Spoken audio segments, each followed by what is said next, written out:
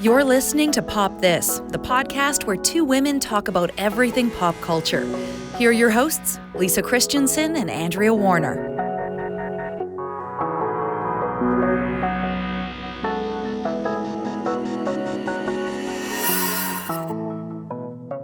So you know how I have a problem online?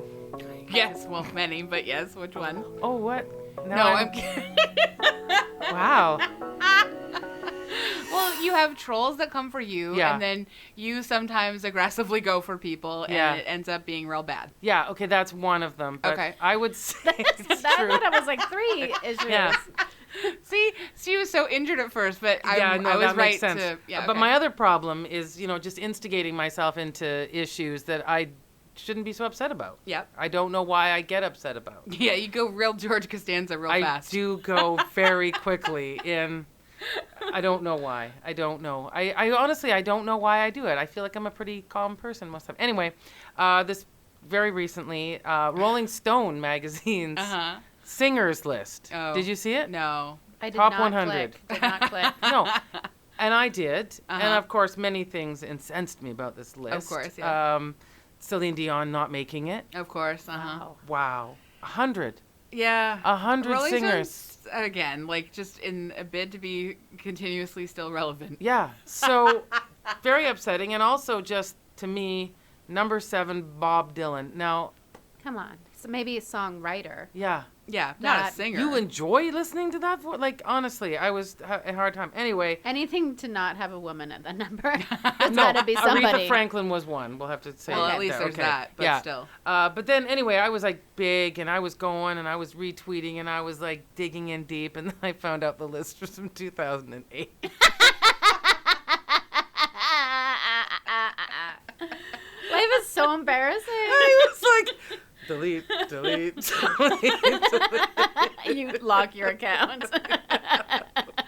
Oh my god. So I don't know how this happened. I don't know if one person was just sitting around feeling, I don't know, weird, and they're like, look at this dumb list. A lot of people From don't. 2008. A lot of people don't check dates. I Was know, that and I the one that generally everyone was do. mad about from Yes. that time? I mean, I'm not suggesting that George Michael would be in it now, but maybe he would since he died. Yeah. Because when that He was should made, be he in was. it. Yes, of course it's he a should different be. Yes. staff, right? Like, Jeez, I mean, I'm upset at the thought that he's not in it before he died. Well, and Like- Prince was down at 30. but Come again, on. this is a 2008 list, guys. We don't need. Do you see? But- This is but how I'm it just saying, happens. 2019, they actually Yeah. have employed a few women Yeah. and people of color Yes. under the age of 40. Have they put out this So- list again? I don't know. I think they've. Well, I don't know about The 100 one- top singers? 100 they usually do fairly, like at least once a decade. Yeah. Like the 500 ones, they don't do that often. Yeah. So I don't know. I might get into the 500 one. I'm a sexy singer. I'm singing Well- right now. I'm not swearing. If you give us, your album, I will It's put it this in. album right here that I'm There we go. making. Don't I suddenly got real delete it. country. Like Yeah. I like I that. don't know how to sing or write songs. I don't think anyone could tell that. Oh, It felt like a natural. Oh, thanks. It felt real Natural. natural to me, real Yeah. fast. Let us have our outrage. Yes. So what I'm saying to all of you is I generally check dates. I've been good with that. Uh-huh. I see people sharing stories. Yeah. I shame them by checking the date, which is satisfying. Also, can we just talk about the fact that people are always yelling about fake news, fake news? Has there ever been a time where you are being presented with fake news and you actually have the ability to check Yeah. right there Yeah. if it's real or not? You can do that. That's the thing. Like, I mean, these moments of humility are difficult. But the So- Rolling Stones thing wasn't fake news. It was just old news. Just old just news. old news. But I guess maybe I wasn't on Twitter to argue about it the first time. I could maybe use that as a I mean, defense. half of my music writing career is getting angry about stuff that happened 10, 20, 40, 50, 70 years ago. Okay, So, fair. so, Yeah. like, it's Just not... turn Yeah. your tweet into a book. Exactly. That's...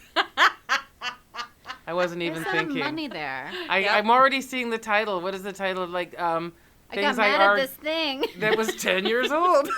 Then I was embarrassed. I an essay. It Here's my essay on why I was embarrassed that I fought strenuously about a list. George Michael. George Michael. The best part was people didn't even want to bother looking through the list. No, They of were all course, like, they're just how mad. could you leave off Karen Carpenter? And everyone's like, she's right there, number 72. Like, Wow. I don't. I relate. Anyway, But I get it. Like I do a little homework, No, I check know. on the list. We're all fallible. We all make mistakes. If we can be, like, I like to think that we help our audience. You weren't aggressively going after someone specific and like calling them names and threatening to like kill them. Like a normal person on Twitter. Yeah. What? Really? I mean, it's a good segue into our thing that we're going to talk about. That's true.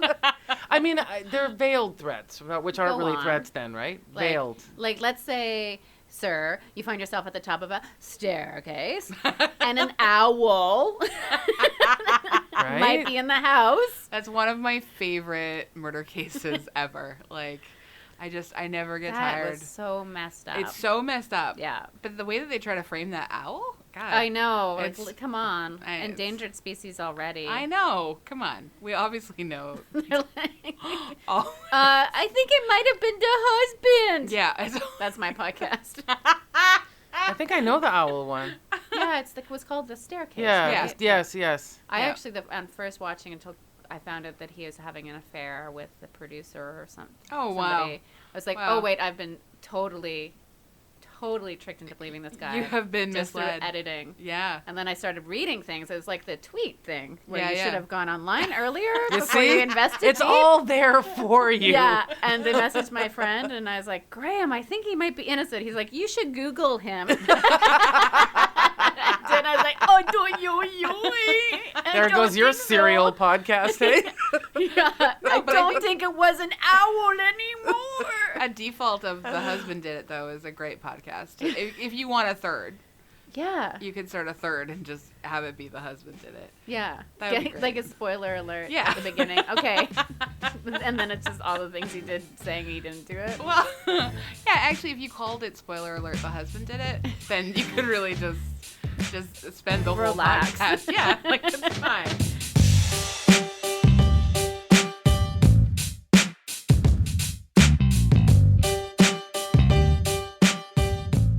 All right, I'm Andrea Warner, I'm Lisa Christiansen. and you're listening to Pop This. Yeah, this is a fresh episode. So fresh. No need to Google. We are in 2019. We are 2019, and Yeah. we are so excited to have our special guest, Alicia Tobin. Hello. Thank you. I am here. I'm It sounded a little bit like a robot there, which was a Sing little bit. robot. Well, Yeah. now that we have to get her to sing so that people know it's fresh and it's not fake Alicia. It's 2019. Read this headline from this newspaper so people know. You guys make me take a picture with the newspaper. She is not being held hostage. She is not. We're so excited. Also, we've wanted to do Shrill, the TV show, for a long time. It is not new. It is not new. No. Came out last spring. It came out last spring. Yeah, March, I Still mean. current. It's Yeah. current. It's Most fine. people You haven't should have seen it yet, watched it, and probably. if you haven't, You're a ding dong. right? Yeah. I mean, have a look. Have 'em. Enjoy a bit of show. We're so excited to talk about it with you. I'm going to read your bio Okay. and stare deeply into your eyes while I do so. I need glasses.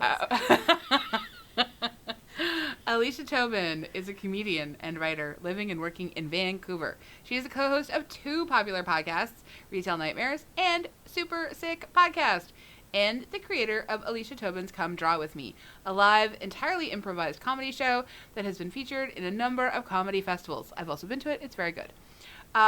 She loves baked goods, animals, friendship, and her miniature poodle, Hank Tobin. So You're a Little Sad, So What is her first book.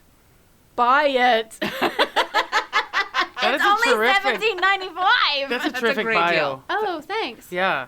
Do you really have a dog named Hank Tobin? Yeah. Okay. His It's- legal last name is Tobin, but I'm sure like if dogs pass down names or have names, it would be something like Featherfoot or Wind. Hank is a wonderful, You have to wonderful call dog. him both names because I met someone who had their dog was named Mr. Tom, and I said, "Do I have to say Oh, that's Mr.?" And she nice. said, "Yes, he's Mr. Tom. That's his name. So why would you not call him that? Well, Hank doesn't really know his name. It's a theory that I've tested many times, but he knows tones of voice. Okay, there you go. So I do recommend if anyone's thinking about getting a dog, do the thing of giving them a name that ends with a vowel. Ah. It does help. Yeah. But he kind of knows his name, but I also think he thinks I'm just barking at him. Hank. Bark. Yeah. Well, you spent some time with Hank. You understand. I do, and I really love him. Yeah, he's not from this world. No. He's not like a regular dog. He's really special. He's not that other dogs aren't special, but No, he's but just a weird. Because I have 2 dogs and I consider them very special. Yeah, that's the thing. Like, all dogs are special. You've met but- my... I have, and I love your dogs as well. One of the great things about Hank is that not so much that he walks, but springs. Yeah. Like I find like a very springy dog. Mhm. Yeah. What I really like about your dogs is that both Cash and Rudy can give just the fiercest faces, and I love it so know. much. What kind of dogs are they? Do you know? Oh, ish. One's probably a Pomeranian Chihuahua. Cute. And the other Very one's sassy. a rat terrier, maybe Chihuahua. Nice. Yeah, so they're very small. Chihuahuas are like super cool dogs.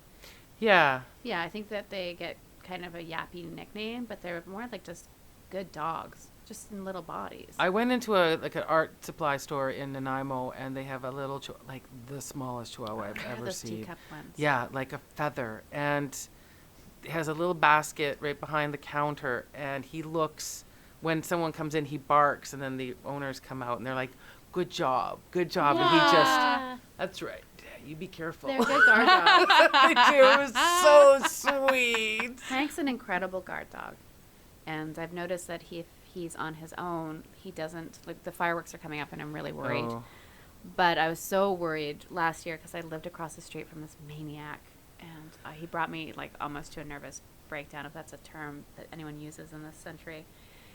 He would set firecrackers off every day leading up to Halloween. Ugh. And then the day of Halloween from 4 o'clock in the afternoon until 10 or 11 p.m.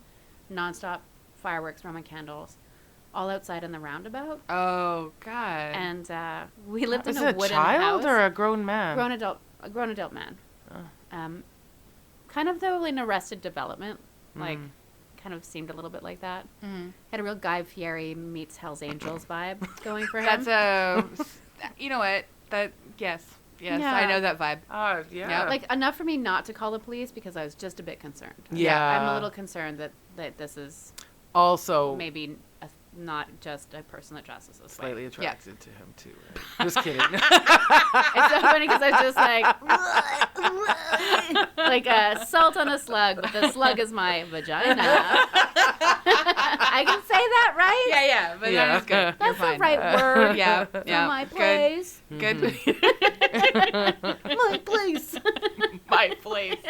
I mean, it really like come over to my place takes on a whole different meaning. It's, Yeah. yeah. That's like what that. I mean. Yeah, of course, always. Like, Devin. leave the fireworks at home. We'll make our own. Yeah.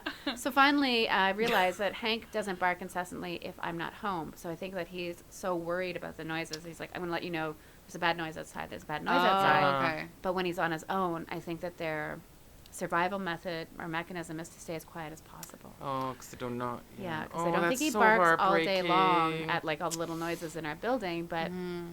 when I'm home or it's nighttime, he's like, there's somebody Yeah, outside. That's And my he's- dogs. Bark a yeah. lot. Yeah, Chihuahuas are great guard dogs. Oh, well, that's... And then yeah. they just keep guarding, and you're like, it's fine now. Yeah, it's And they're like, good. bark, bark, bark, bark, bark, bark, bark. Yeah, no, we're good. That neighbor's allowed to walk past our Bark, house. bark, bark, bark. Yeah. Thank you for the alert, though. I really loved the dog in Shrill. I know. Bonkers there wasn't was- enough I bonkers. know, I Oh, want more yeah. Bonkers. Mushroom dog. Yeah, Bonkers looks a lot so like cute. Morgan and Michelle Brayton's dog, Yes. Bunbury. Yes. Ooh, all Yeah. the bees. Yeah. Yeah. So many bees. So we're talking about Shrill. Yes, Yeah, we sure. are. And Sorry. we have, this is great. Shrill is an American comedy web television series based on the book Shrill, Notes from a Loud Woman by Lindy West. Premiered in March on Hulu. April, it was renewed for a second season for 2020. That was fast. That's Fast renewal. good. There was only 6 episodes. Yeah, It felt and it just wild. ended Just so short. abruptly. Yeah. It did. Yeah, In I a want weird more. way. Yeah, a very weird way. Agreed. Yeah, weird ending. Should we start at the beginning though, or things? It's Yeah. your show. Don't Well- let me do that.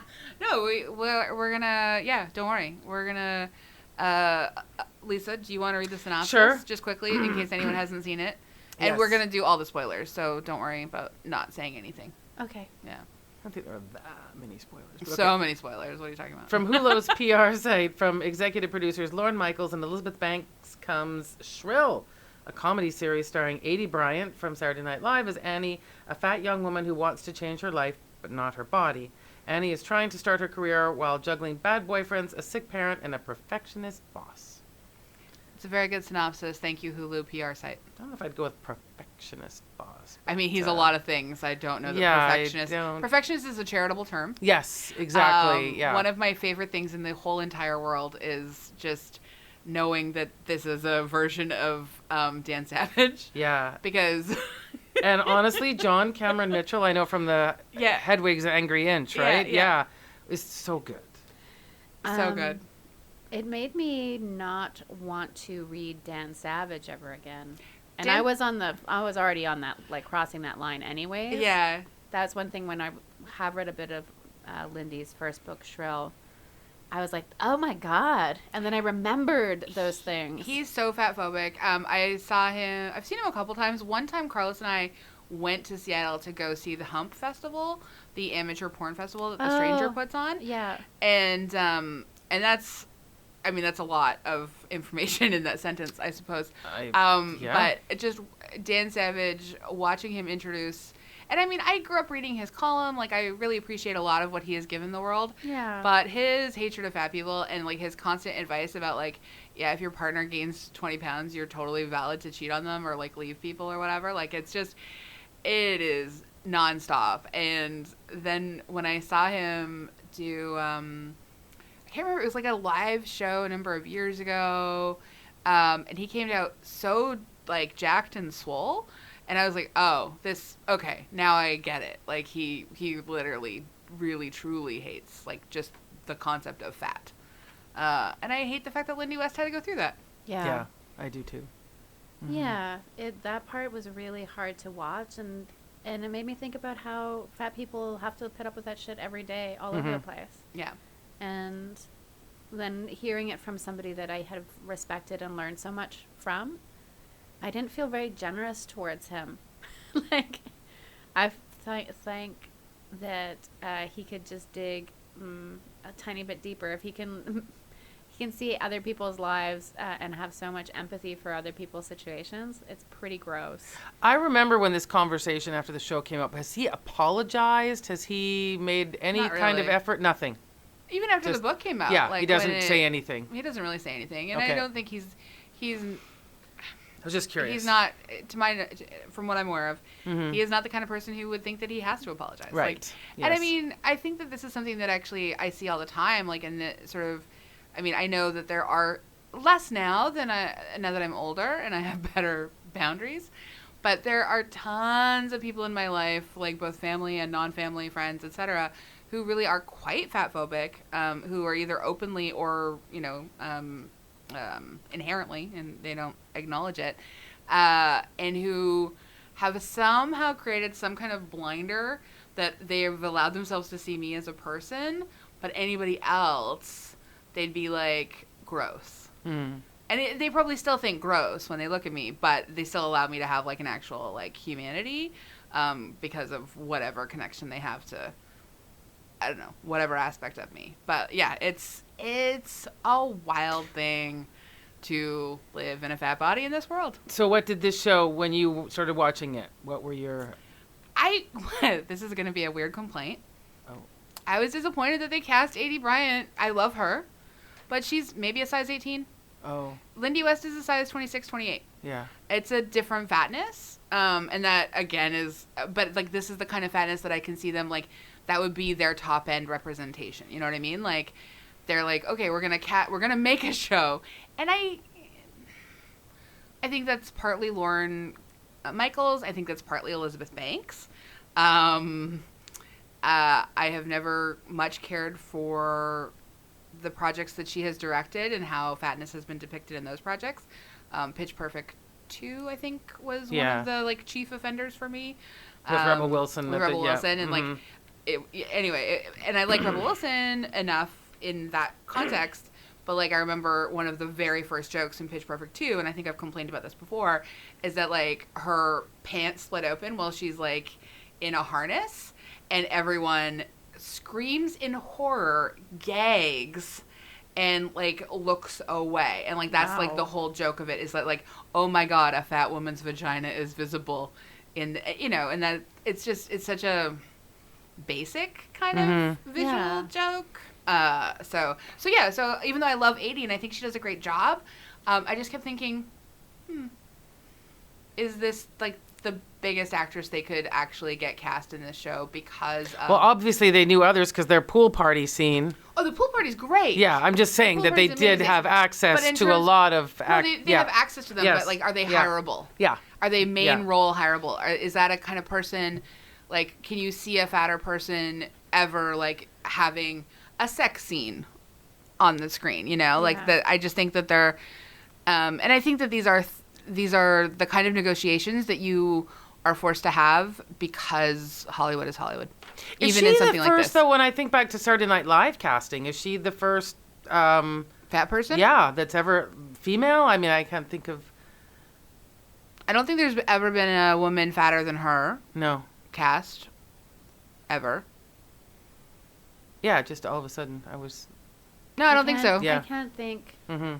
I can't argue that, no. Yeah, I don't think so. I had the same feeling when I was looking at the wardrobe and how big the main actress is. That, yeah. She's not that big. No, that's the thing. It's right? Not that and I think there's some really, like, I think that she's, and that kind of brings into question, was she really the best choice for the show? Because there's some criticisms of how she portrays Annie, who is not Lindy. Yeah. That's one distinction. Right? For sure. Like, Lindy's also very tall, right? Like 5'11", 5'10". Yeah, that's or no, 5', yeah, about 5'11". Yeah, that makes a huge difference as well, right? Because I think there's something sort of pocket size about Annie, kind of cute, and it's different when you are talking about with a title with with shrill notes from a loud woman. That's she's concerned with taking up space where there's no way that. Yeah, 80's not really taking up space. No. And do you think there was a decision? I don't want to jump ahead, but when I saw the show the first time, I enjoyed it, but I didn't love it. Mm-hmm. And the second time around, I enjoyed it more, actually. But it was part of just having a familiarity with how Annie is portrayed. Yeah. And then going back and then watching it as Annie and not Lindy. Yeah. Yeah. Well, yeah. Yeah. And like how much of season 1 is just her finding her voice. Yeah. And I had a lot of criticisms of the writing of the show. Mm-hmm. Because they would fit in these really important details and then not talk about them. And then, do a whole scene about a dog being on mushrooms. Yes, there's some wasted Which is a great space. Story. Because bonkers is in it. I did I like anything that gives me more bonkers. Great. There's some wasted space, and I think, and I don't understand some of the writing decisions. Like the pool party episode, fantastic, so great. And Samantha Irby, excellent job writing that. And I think like it's one of those shows where I'm just like, well, I have to be happy with this amount of representation because otherwise I would have none, or whatever. Like I'm not going to watch something like Mike and Molly and be thrilled with that because they're both constant, like as much as I love Melissa McCarthy, that is a show that really kind of does hate fat people. Like I've never watched it. It's just like constant, like at least they found each other. Yeah, and like sort of a settling for each other. Yeah. Like it's kind of anyway. Like I never watched it long term. Are they always dieting? There are a lot of dieting. King of Queens was like that. Like he's King of Queens always dieting. Always dieting. Come on. I know. There's just and it's boring, like it's just kind of boring. So I'm grateful for like the ideas that are present in Shrill, and it does come down to that burden of representation again because there's so few things that are like it. Yeah. It has to satisfy everything, and it doesn't. It's like I think that it's good on its own merits. Like if it didn't have this like amazing essay collection behind it that is so much more radical and so much more fiery and so much I don't know, like brasher than what the show is, then maybe I wouldn't feel like a tiny bit disappointed, but I still loved it because I think I like it. It's still something. Right. I really liked it, and I really want to see more stories and different bodies, and I want to find out Annie's story. Mm-hmm. I'm going to definitely tune in for the next, better be longer than 6 episodes. But I felt that some things were underplayed or brushed off, or at times made sexual when they didn't need to be made sexual, like the troll. I don't know if that happened in real life, where It's a very similar story to the troll, because there's a whole NPR This American Life on that. I listened to it, but I didn't remember him approach, like, kind of. He didn't try and hit on her at the end or anything. Like that's what I didn't. So they do a pivot in the show. Yeah. Where he's like makes a sort of like, you know, oh, do you want to come in? And you know, she gets to be like, gross, no, I'm rejecting you. And then he like makes it a much more sort of like a much more personal attack, like a man who has been rejected by a woman, versus a man who was just like so mad at a woman for being content and happy in her body. He had a beautiful house, though, didn't he? He did have a beautiful house. Really I have to say. Yeah, really beautiful house. But yeah, like sorry, digression there, but I just was very struck by that. It's a gorgeous house. West Coast modern architecture. Gorgeous house. But yeah, like I just it was a weird thing that I wonder if sometimes some writers think that the only way to validate a character, especially a woman, is to have everyone want to have sex with her. Yeah, it kind of felt like that. It didn't feel right. It didn't feel good, and it didn't feel believable. And there's a few other scenes like that where maybe I was waiting for Lindy's voice to come out, like they toned Tanya. Scene really bothered me because I think that I've been part of those conversations and not realized it, like being like a person that worked in like health food stores and yoga stores and that sort of cult around thin people and being fit and wellness and and then there's just like this cliquey skeleton like person. And that's what health is, right? Yeah. Yeah, it did seem there's a lot of like kind of shrinking Violet stuff happening in the first season that didn't work for me. There were just a lot of, to me, as much as I enjoyed a lot of it, there were just like one too many forced epiphanies, kind of like at the end of sitcoms where everyone hugs and learns something. Yeah. And so excuse me, while I did, like the fact that the characters were all well-rounded and they were got an opportunity to make mistakes and we could revisit how we were seeing them, especially this boyfriend Ryan, who goes through quite an interesting arc in these 6 episodes. He takes up so much more space in this show than he does in the book. Yet I really like the performer. Yeah, I follow him on I do, Instagram. and I also just like the sort of the tension around if I'm expecting people to accept me, I need to be able to look at this guy who's struggling too to figure things out. Like I like that idea a lot, but I just felt there were too many of those sitcom hug moments where it was all, oh, I'm sorry I said those things to you, Mom. Oh, but I love you. Like to me, it felt like I would just like some more time, and I would like it rather than having it, pushed at me. Just kind of I get to make my own sort of, when Ryan's like, you gotta teach me how to be a boyfriend. I don't. That felt a lot. But I'm already a dad. Yeah. To a 12-year-old or something. In Vancouver. It's like, yeah, it's like a teenager. And I honestly don't think that Annie would have, the character would have yelled at her mother whose father's dying of cancer. Quite that, you know what I mean? Like, and because it didn't play up as we were just letting some tension out about Dad dying. It was a very awkward, forced fight for them. And those kinds of moments I didn't really. And also, how the season ends with her being selfish and rejected by her friends didn't play for me either, because they've been waiting all this time for Annie to love herself the way that they love her. Yeah. Why would they not allow her that? Yeah. in all of a space of a few days. Well, I kind of thought that they were sort of playing with that throughout the series. Like, that's actually one of the things that I do sort of enjoy about this kind of show, because like if we take it as like, she's not Lindy, she's Annie, and she in like sort of this that awkwardness of, it's kind of like I think about like my journey as a feminist, as it were, and how you like guys are feminists. I know. We should have told you I beforehand. know. Don't Run, get your Hawk, stink run. on me. I'm gonna rub my feminism all over you. No, gross. But like I think about when I was a teenager, and I thought, and like I was learning about feminism and learning sort of how to like wear that identity, as it were, and it made me a bit insufferable for at least a year, probably more, because I would then like put up a bunch of like barriers to other people, being like, well, you're not doing feminism right.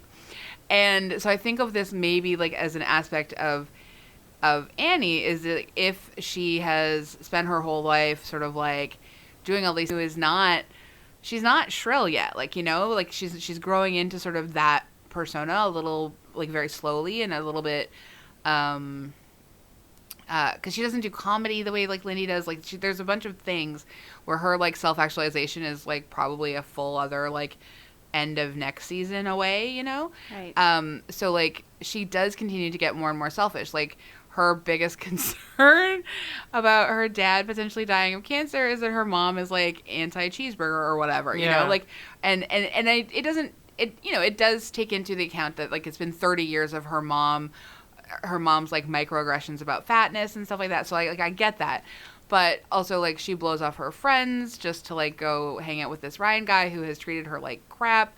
But again, because of her like the complicated things around what her self-worth is sort of like calculated by because of stupid patriarchy, like just, you know, like I get it. Like I get why they want to, as a show, make her a little bit of an anti-hero, right, and make her a little bit of a villain. Mm-hmm. But it doesn't like feel like, where it sort of felt a little bit unrealistic is just like the quickness with which people turn on her. Mm-hmm. I like the fact that like people are getting fed up with her self-involvedness and like her selfishness, and I like the fact that she's not really cluing in.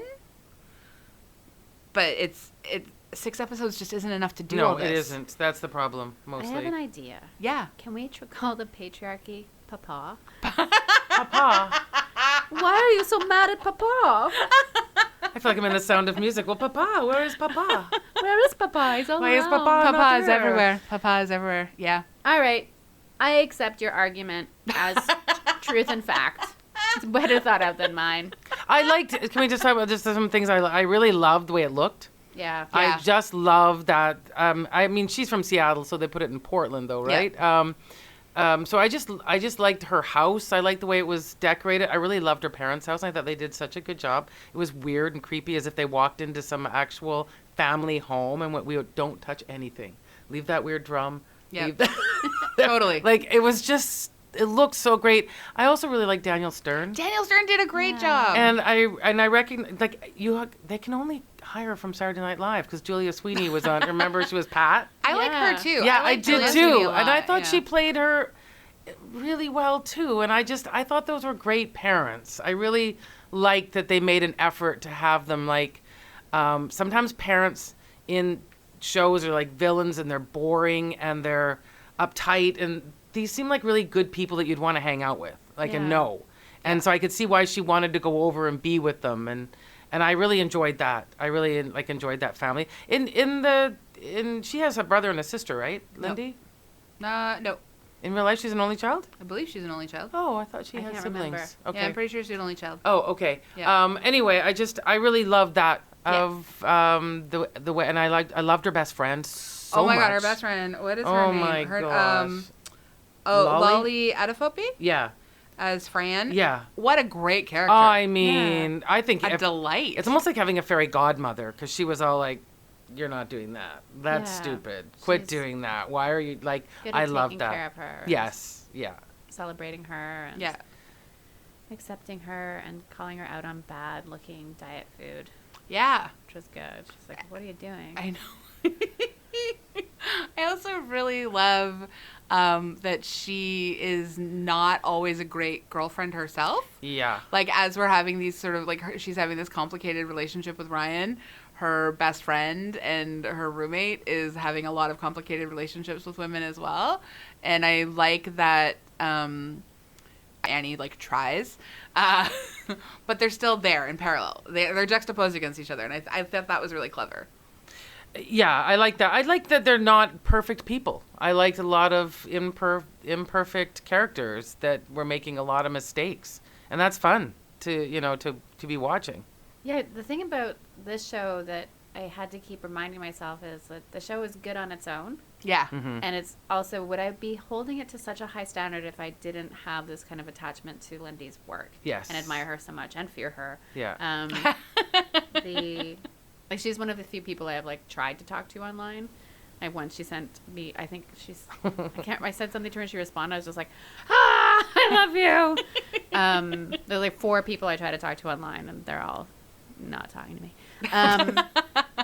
So would I, like, I've seen every single episode of Girls. Yeah. Me too. And I'm sorry, should we not be saying that? No, you're fine. Okay. You're allowed. And I haven't. I've only watched a few, but yeah, and I would never have, like, held Girls to this very high standard, but of course. I actually like the characters in Shrill, where in Girls I don't like anybody At all. at all. No, ever. At all. No, if Yeah. they make we have a standing joke that, like, because I have problems with calendars and remembering dates. Yes, as mentioned about the Rolling Stones tweet. From Yes. over a There we decade go. ago. That's why, yes. And so when I remember something, I'm always like, celebrate me. Okay, sure. I remembered this thing, and then Congratulations. but then I always say to Andrea, like, this is not a celebration of mediocrity. And so the fact that I actually made a date and put it into my calendar and then got there, Yeah, that's I don't great. need to be celebrated for that. But I always feel like watching every time I watch I know. Every time I watch Girls, that's who they are. I was driving and I stopped at a red light. Is anyone here to remind everyone else how awesome I am? Yeah. I could have gone right through this red light. Yeah. I could have killed people. I didn't. I kind of know some people like that, and that's why one of the shows, like, I have some friends of friends in Montreal where I grew up, and they are very similar to those girls. And so the show for me was really, that particular show is really difficult for me to watch because I didn't really relate to them, but I have been to parties with them, and I have had to go to school with them. So where you know them. I know them. Yeah. But Shrill, I feel like, oh yeah, these people, I could know them and like want to know them. Yes. They seem like good people. Yeah. Like solid.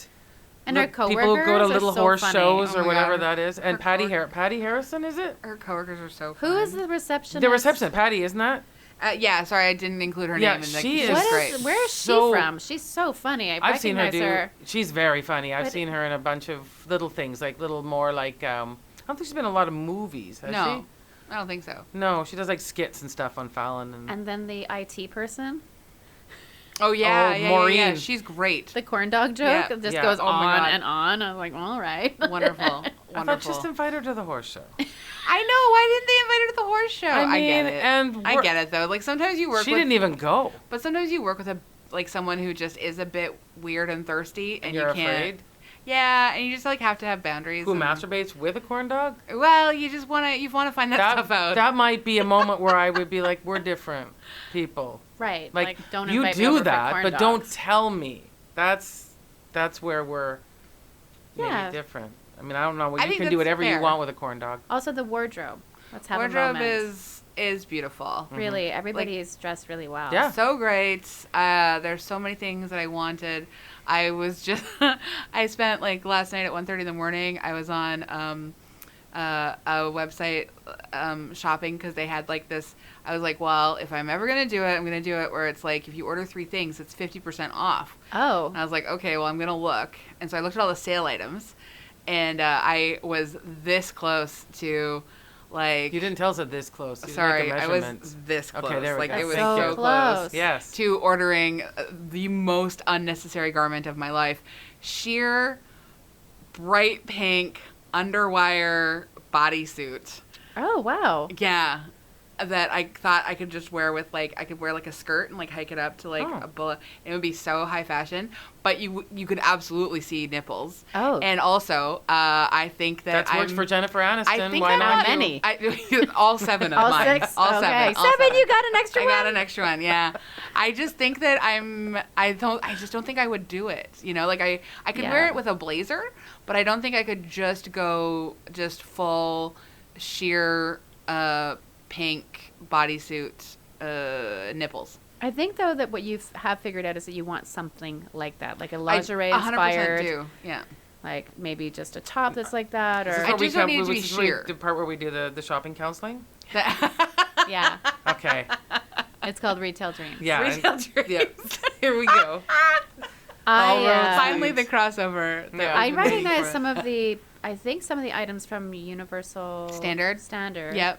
And was a T-shirt dress that I almost ordered. So I'm wearing my first Universal Standard purchase. It's a T-shirt dress. It's underneath this sweater though. That's nice. And I love it so much. And when I stand up, which I will do after, it like has a perfect flare, and it's so comfortable. And Universal Standard had like a one day like sale on like their staple items or whatever.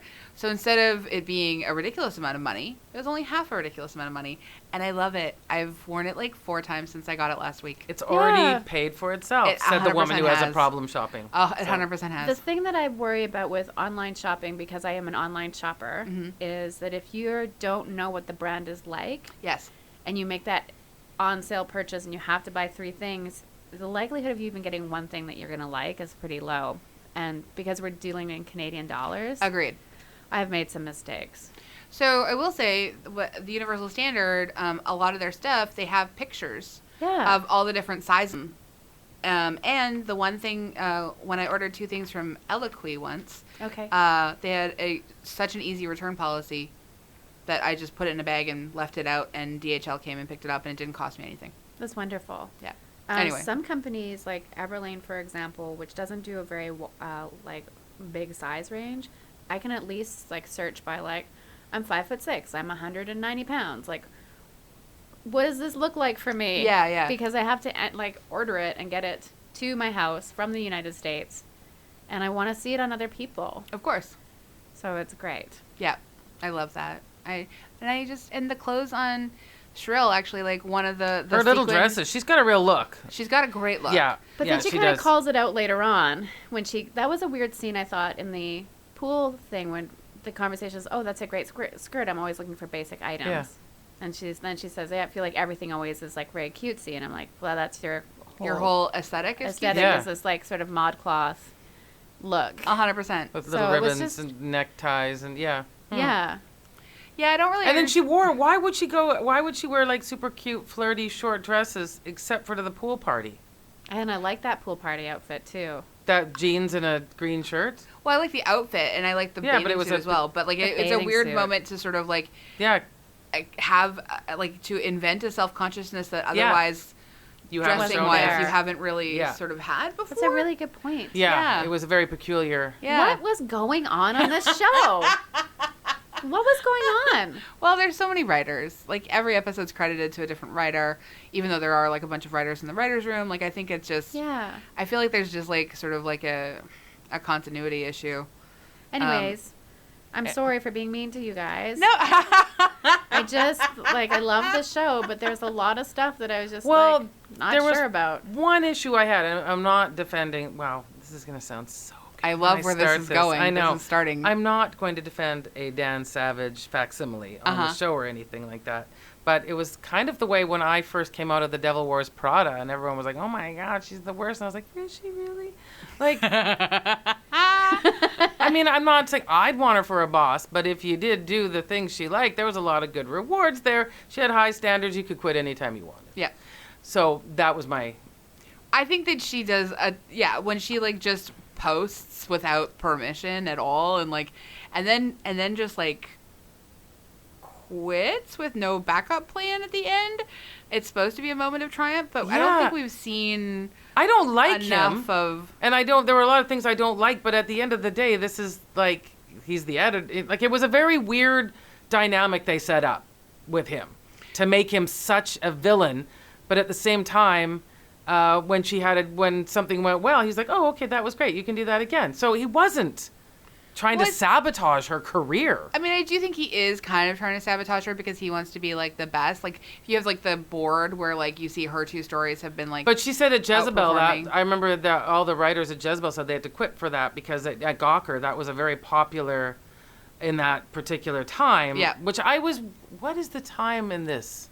Current? Or? I think it's current. Like, I and having worked in sort of, like, digital publishing for, like, the last, like, 7 years. Yeah. There are so many always, like, you know, like, oh, the pivot to video and, like, the, you know, metrics being a big thing one week and nothing the next. But I thought, and, like, because I thought that a lot of people said they wanted to quit at Gawker because they always had that up there. Yeah. Like, you were always aware of how many hits your stories were getting. Uh-huh. So I thought that show, this show was trying to, like, reflect her experience working in that profession.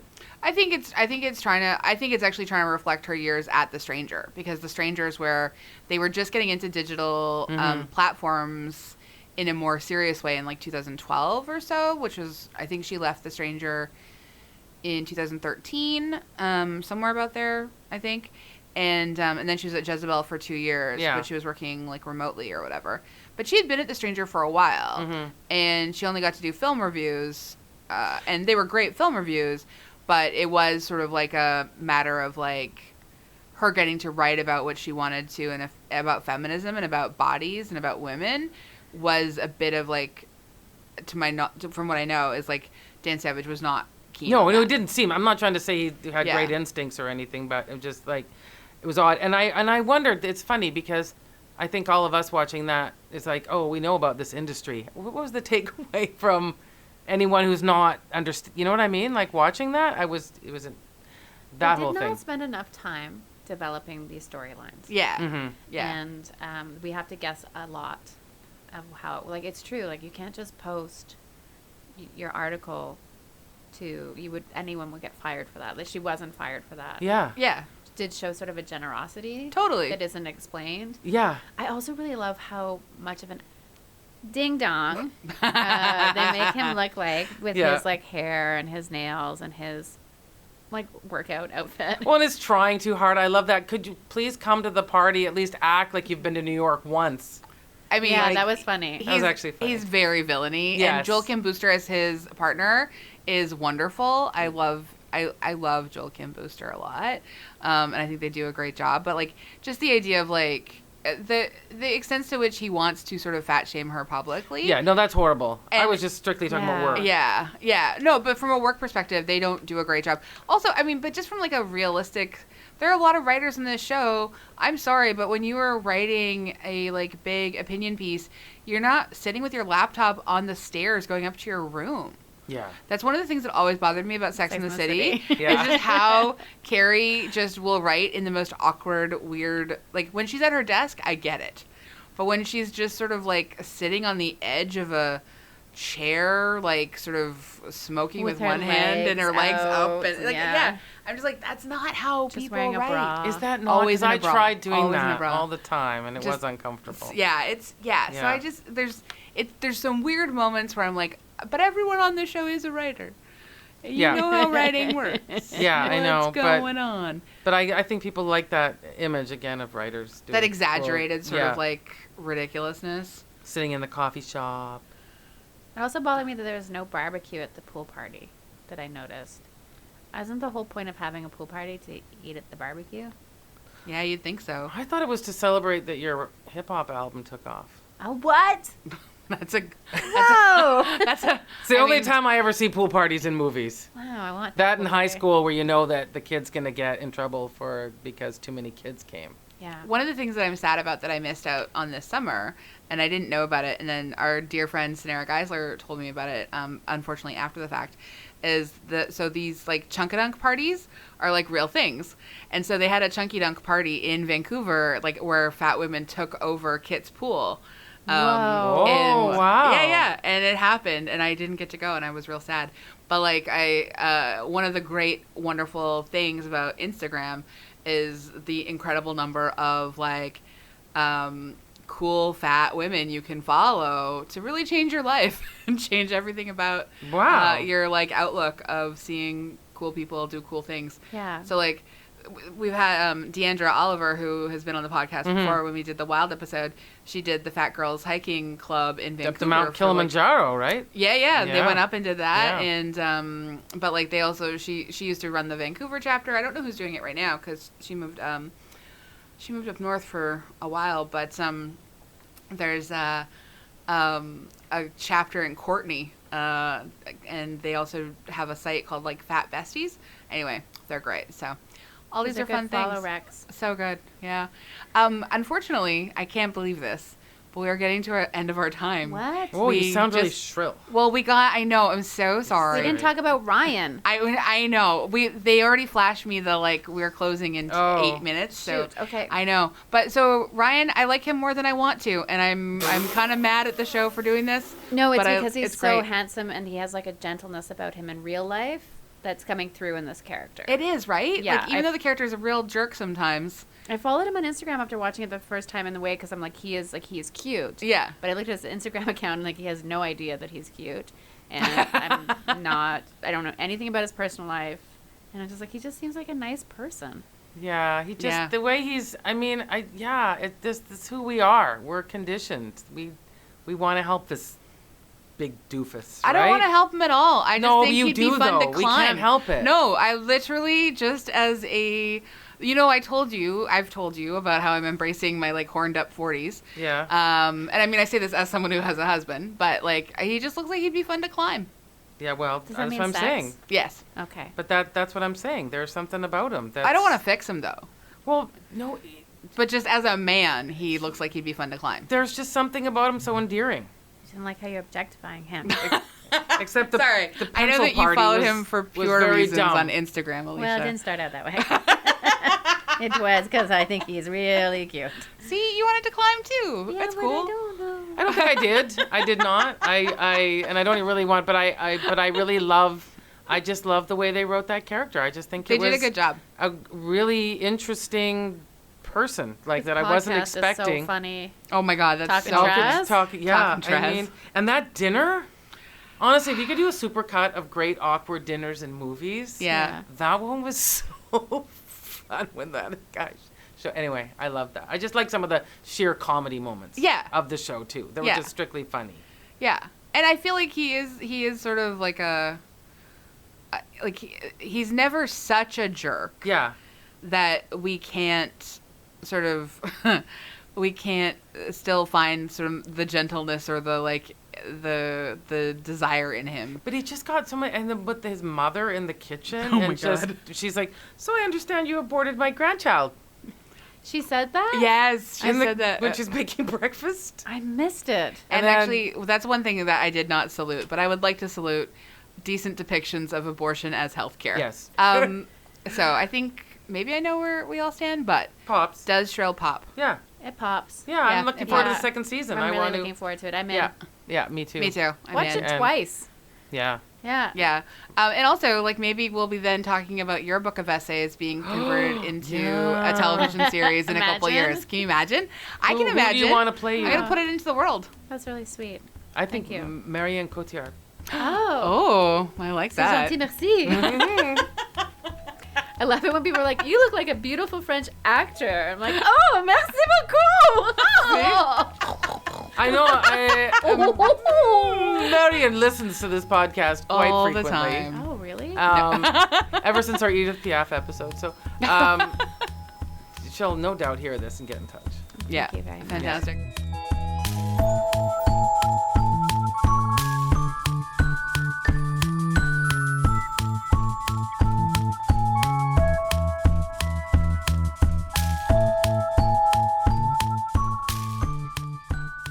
We love to leave our episodes on something we recommend. Alicia, would you like to go first?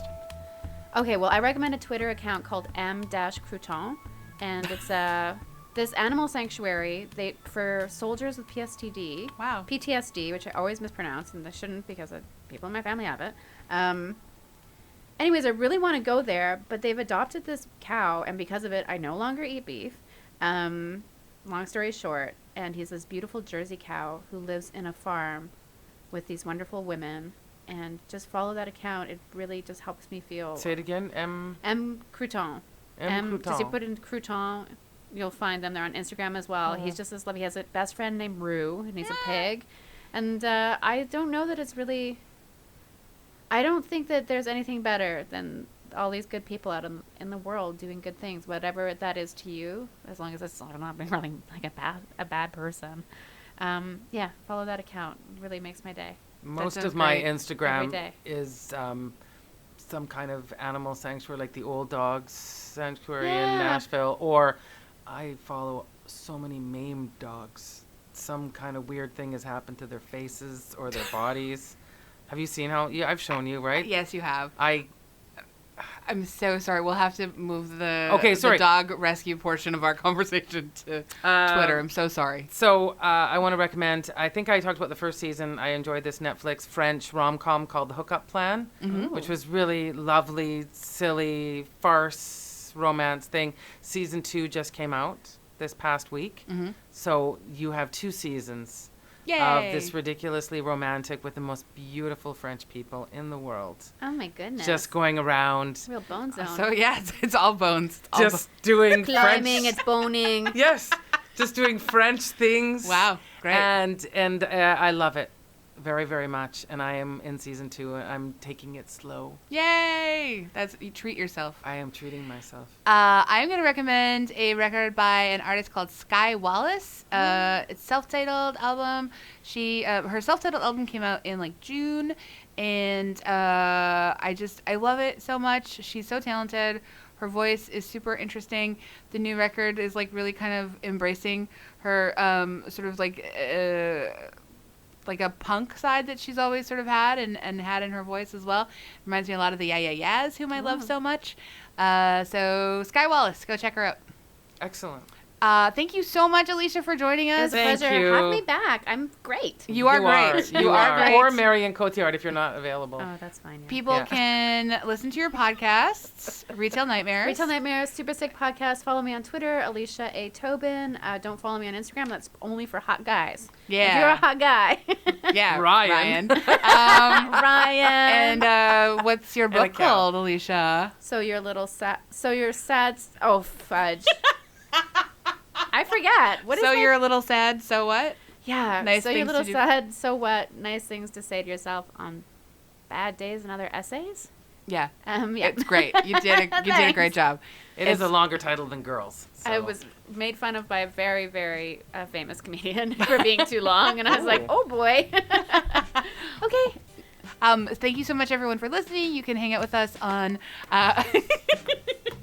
the social medias. You could rate and review us 5 stars on iTunes if you wanted. Only 5 stars. Only 5 stars. Or See. 6, please. A real bad seed. Bad seed. Bad seed. Bad seed. We recorded at the Vancouver Public Library. Andrea Gin is our producer. We got to go. Bye. Thank you.